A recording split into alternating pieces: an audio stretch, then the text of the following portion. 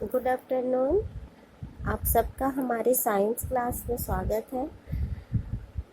पिछले वीडियो में हमने जीव विज्ञान के अंतर्गत एक संकर क्रॉस का अध्ययन किया था, जिसमें हमने मोनोहाइब्रिड क्रॉस, एक संकर क्रॉस का अध्ययन करके उसका रेखा चित्र तथा प्रथम पीढ़ी में उत्पन्न संतान और द्वितीय पीढ़ी में उत्पन्न संतान का जीनोटाइप और फिनोटाइप का अनुपात देखे थे। आज मैं एक संकर क्रॉस और द्विसंकर क्रॉस, एक संकर क्रॉस है, द्विसंकर क्रॉस और बहुसंकर क्रॉस में युग्मक का निर्माण कैसे होता है उसके लिए फॉर्मूला बताऊंगी, सूत्र बताऊंगी। तो सबसे पहले तो हम ये देखेंगे कि किसी भी लक्षण को निर्धारित करने के लिए जिन का एक जोड़ा होता है और ये जिन का जोड़ा किसी भी जीव में जोड़े में होते हैं, परंतु जब उस जीव से युग्मक बनते हैं मतलब गैमेट बनते हैं तो अर्धसूत्री विभाजन के कारण वह आधा हो जाता है। जैसे कि एक संकर क्रॉस में हम इसको थोड़ा सा समझेंगे। एक संकर क्रॉस में पेरेंट्स पौधा हमने क्या लिया था, लंबा पौधा कैपिटल टी और कैपिटल टी और बौना पौधा। ये शुद्ध लंबा पौधा है, ये शुद्ध बौना पौधा है। जब युग्मक निर्माण होता है तो अर्धसूत्री विभाजन में जीन का हर जोड़ा आधा हो जाता है। तो यहाँ पर हम ये युग्मक निर्माण करते हैं। ये दोनों पेरेंट्स पौधे हैं, ये पेरेंट्स पौधा। अब देखिए युग्मकों का निर्माण होता है अंडाणु शुक्राणु का, तो अर्धसूत्री विभाजन के कारण ये अंडाणु और शुक्राणु अलग हो जाते हैं इस तरीके से। और मेंडल ने इन अंडाणु और शुक्राणु को कृत्रिम तरीके से निषेचन करवाया। तो कृत्रिम तरीके से निषेचन कराने की क्रिया को क्रॉस कराना कहते हैं।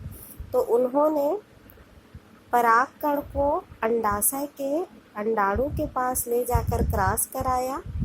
तो जो प्रथम पीढ़ी का पौधा बना वो इस तरीके से था, इसको भी उन्होंने इस तरीके से क्रॉस कराया तो ये इस तरीके से था। तो प्रथम पीढ़ी में हम दो पौधे प्राप्त कर रहे हैं, ये प्रथम पीढ़ी है। और प्रथम पीढ़ी में जितने भी पौधे प्राप्त होंगे वो 100% कैसे होंगे, संकर लंबे होंगे, क्योंकि प्रथम पीढ़ी में केवल कौन सा गुण प्राप्त होता है, प्रभावी गुण या प्रभावी लक्षण। तो 100% पौधे जो होंगे वो संकर लंबे होंगे। अब उन्होंने क्या किया, जो प्रथम पीढ़ी के संतान था F1 पीढ़ी, उसको द्वितीय पीढ़ी के संतान प्राप्त करने के लिए स्वपरागण करने दिया। तो इसमें भी अब देखिए युग्मक बनेंगे, तो युग्मक बनने के लिए अर्धसूत्री विभाजन होगा और जिन के जोड़े से जिन अलग अलग अंडाणु में या अलग अलग शुक्राणुओं में जोड़े में नहीं जाते, एकल में जाते हैं। तो इस तरीके से capital T small T,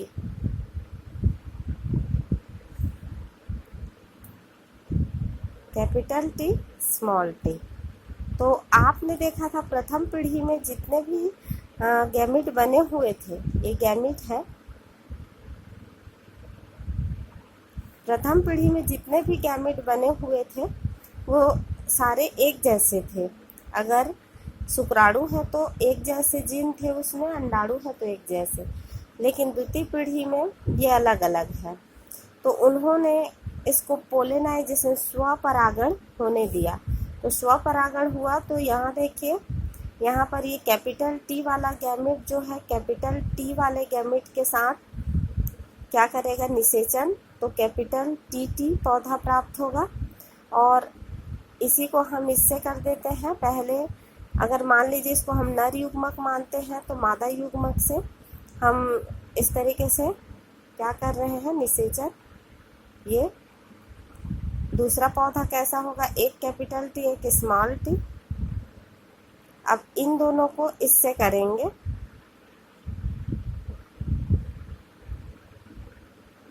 capital T small T, और इसको हम इससे करेंगे, स्मॉल टी।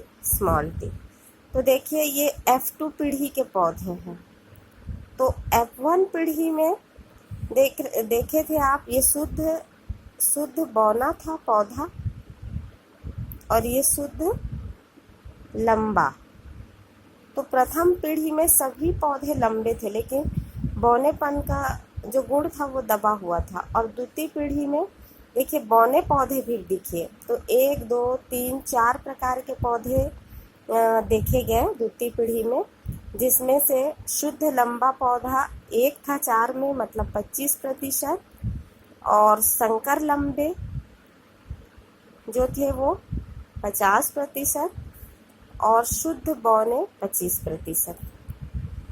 तो जो गुण दब गया था वो द्वितीय पीढ़ी में दिख जाता है। तो इस तरीके से आप 2 बातें यहाँ पर आपको देखनी पड़ेगी। जीनोटाइप का अनुपात,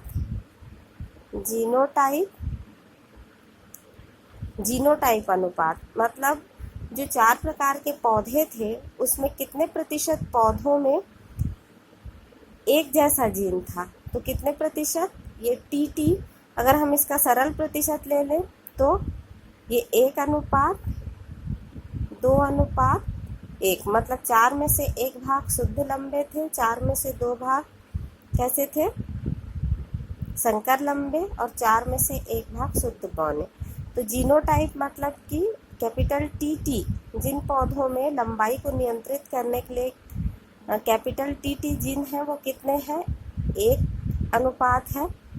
और एक कैपिटल और एक स्मॉल टी वाले कितने पौधे हैं, मतलब संकर लंबे पौधे 2, और स्मॉल टी जिनके पास जिन का जोड़ा है जो कि शुद्ध बौने पौधे हैं उनका अनुपात 1 है। मतलब जीनोटाइप का अनुपात है 1:2:1। अब फिनोटाइप मतलब होता है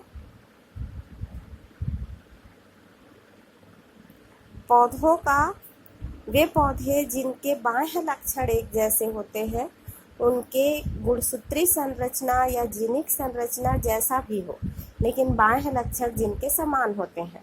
तो 1 2 3 4 प्रकार के पौधे में कितने पौधे लंबे होंगे, जैसे ये पौधा भी लंबा होगा, ये भी लंबा होगा, ये भी लंबा होगा। उनका जीनोटाइप अलग है लेकिन फिनोटाइप इनके समान होंगे, ये तीनों लंबे होंगे। तो लंबे पौधे 3 होगा और बौना पौधा 1। तो द्वितीय पीढ़ी में जीनोटाइप का अनुपात था 1:2:1 और फिनोटाइप का अनुपात था 3:1। तो बच्चों इसमें एक बात विशेष रूप से आपको ध्यान देना है, जब किसी भी पीढ़ी के पेरेंट्स पौधे से गैमेट्स बनता है, मतलब अंडाणु और शुक्राणु बनता है, तो किसी भी लक्षण को निर्धारित करने वाला जो जीन होता है, जीन का जोड़ा, वो एक साथ किसी युग्मक में नहीं जाते, अलग हो जाते हैं और गैमेट फॉर्मेशन होता है। तो एक संकर क्रॉस में गैमेट का निर्माण तो आसान है क्योंकि यहाँ पर जीन का एक ही जोड़ा था जिसको हमने अलग कर दिया, लेकिन द्विसंकर क्रॉस और बहुसंकर क्रॉस में युग्मक निर्माण के लिए जो फॉर्मूला होता है वो हम पढ़ेंगे।